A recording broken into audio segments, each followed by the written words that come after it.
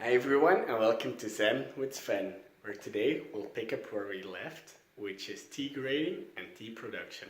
First up, tea production.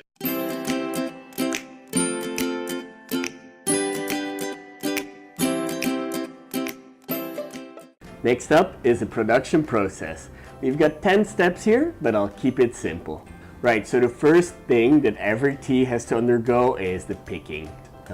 It can either be by hand or by machine, but there's a difference here in quality, of course. I'll split up the next 9 steps into 3 groups. So the first step of the first group is the wiltering or the withering. It starts the oxidization process of the tea. Oxidization is what makes your apple, for instance, turn brown. It's the same in tea.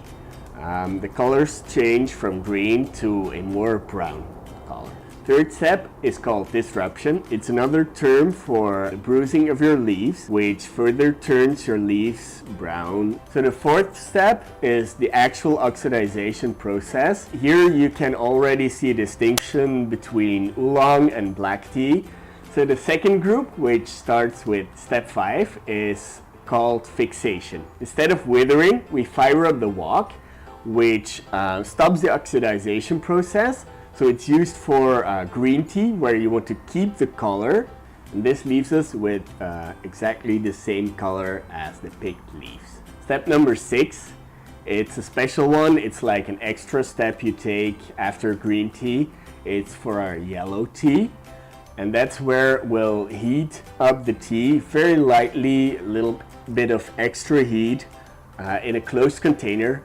So we get a more of a yellow kind of color for our teas. 7th step, and it's the rolling or shaping of our leaves. You'll see that oftentimes with the lighter kinds of oolong. It's been rolled in tiny pearls.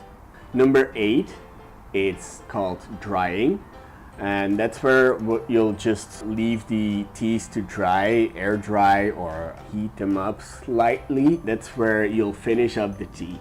Third group, which is step number 9 and 10. It's like an optional kind of group. This is where you'll cure the leaves. Curing is also called aging. Aging is what happens with, for instance, some kinds of oolong.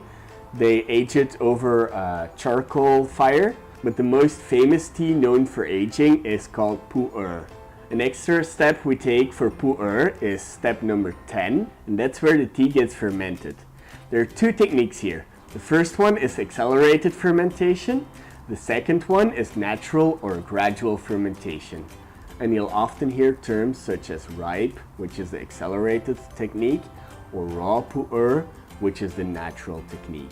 So the finishing touch you'll see for pu'er is they'll press the tea into bricks. The reason why is because of its easy transportation.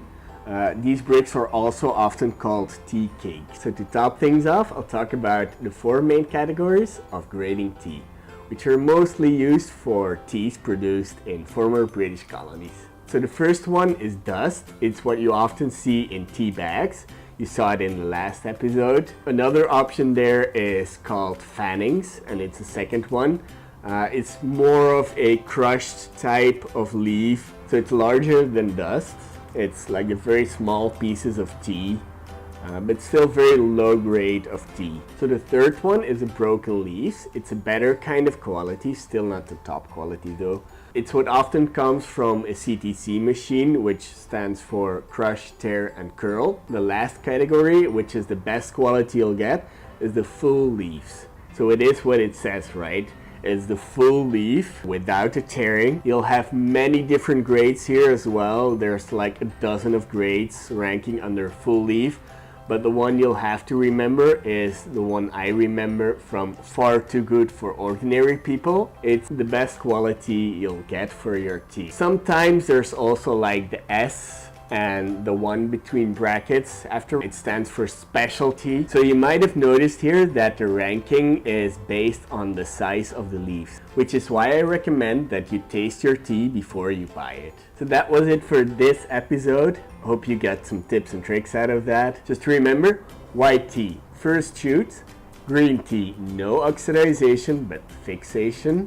oolong and black tea, light or dark or full oxidization, pu'er, fermentation, and also full leaves, thumbs up, FTG, FOP, good for me. So now you've mastered the basic tips and tricks and you're able to